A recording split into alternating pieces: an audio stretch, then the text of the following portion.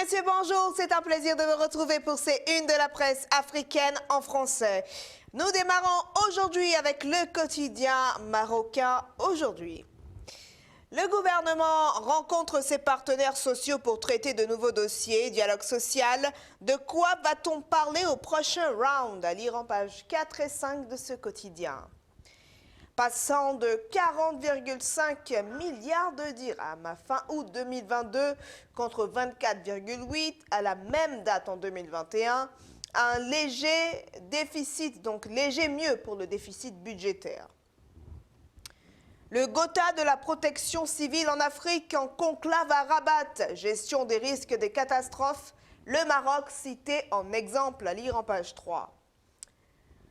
Situation d'épuration donc et de réutilisation des eaux usées, épuisées, nouvelle formation, formation agricole, donc rentrée pour cette formation à lire en page 7 pour les détails.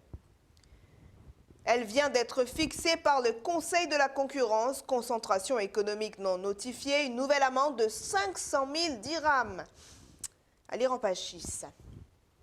Et pour terminer avec ce quotidien, du 27 au 30 octobre prochain, Tagazout accueille le premier salon du surf en Afrique. Voilà pour le Maroc, nous poursuivons avec le Sénégal. À présent, et Dakar Times pour démarrer. Madame Aminata Touré écartée de la présidence de l'Assemblée nationale et du CESE. Madame Aminata Touré fustige les critères de choix du président de l'APR. L'Union interparlementaire UIP encourage la responsabilisation des femmes parlementaires et la présidente des femmes de l'APR rase les murs. À lire en pages 6 et 7 pour plus de détails. Nous poursuivons toujours au Sénégal, mais avec le quotidien Témoin. Le Témoin. En manchette, triste superstition d'État. Dakar d'indique pas de voyage les mercredis, à lire en page 2. Au centre, après les empoignades du lundi, l'opposition impose la cohabitation à l'Assemblée. Un partage équitable des pestes dans le bureau de l'Assemblée nationale. Voilà à quoi sont parvenus par consensus majorité et opposition hier. Le tweet de Mimi qui dément le Farba qui voulait voter à son nom, à lire dans ce quotidien. Installation chahutée de la 14e législature. Macky Sall, premier responsable du désordre noté place Soweto, à lire en page 5. Magal édition 2019, Touba accueille les milliers de nouveaux musulmans par jour. Voilà donc pour le Sénégal, nous poursuivons direction le Cameroun. À présent avec le quotidien Cameroun Tribune. Infrastructure de développement local, ce que la population veut.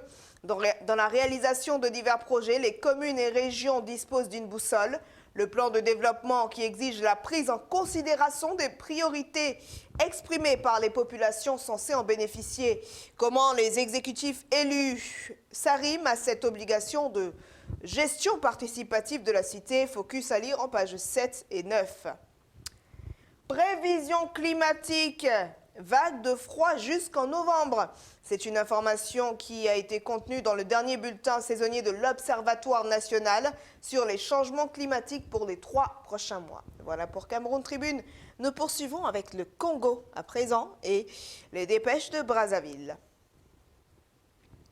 Enseignement, l'autopsie du système éducatif à lire dans ce quotidien donc.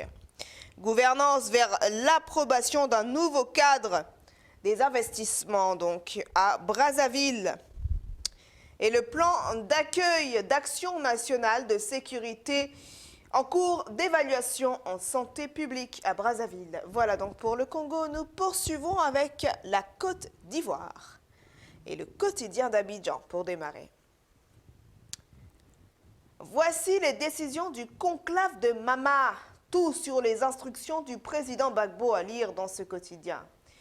Sous le feu des critiques après son hommage à Assimi Goïta, Aïcha Koné clarifie ce qu'elle dit des 46 soldats ivoiriens détenus au Mali à retrouver dans ce quotidien. Libération des militaires ivoiriens détenus au Mali, ce que les autorités ivoiriennes demandent à l'ONU.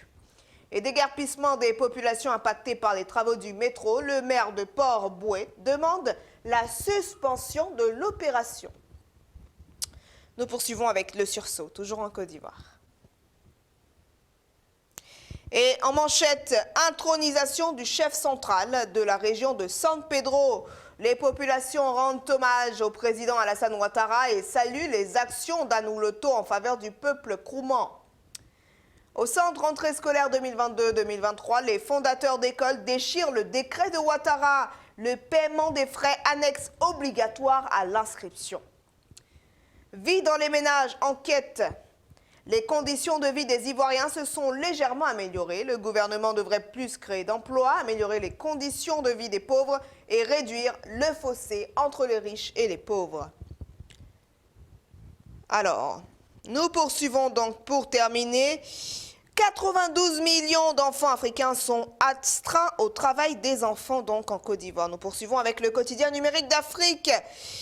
À présent, en manchette, affaire des 46 soldats ivoiriens détenus au Mali. Voici les derniers rebondissements donc à lire dans ce quotidien.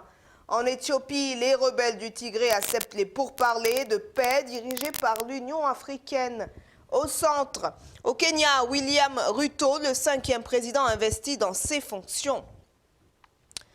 En bas de page, crime de guerre en RDC, l'Ouganda vers 65 millions de dollars des 325 millions prévus pour les réparations. Et au Burkina Faso, une dizaine de terroristes ont été neutralisés. Voilà donc pour ce quotidien. Nous revenons sur le plan national à présent avec le quotidien Matin Libre au Bénin.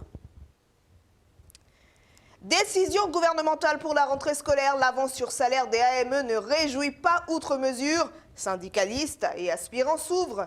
Tournoi de handball, sport au féminin, zone B, Flambeau SC s'offre la première place. Et donc voilà pour ce quotidien, nous poursuivons avec le matinal pour terminer. Démission tout azimut au sein des partis, des convictions politiques à rude épreuve. La réforme du système partisan aurait pu être un acte majeur pour moderniser la politique au Bénin. Malheureusement, la versatilité de certains acteurs ne facilite rien. Et pourtant, c'est l'une des réussites de l'ère Talon. À lire en page 2. Autorité de régulation du secteur de la santé, la panacée pour améliorer la qualité des soins. Et pour terminer, lutte contre le terrorisme au Bénin, la police républicaine béninoise à l'école du Rwanda. Donc voilà, un partenariat serait bientôt signé entre le Rwanda et le Bénin pour lutter contre le terrorisme. Voilà, mesdames et messieurs, c'est ainsi que se referme ces unes de la presse africaine en français. Merci à vous de nous avoir suivis et très bonne suite de programme sur Gulf TV Africa.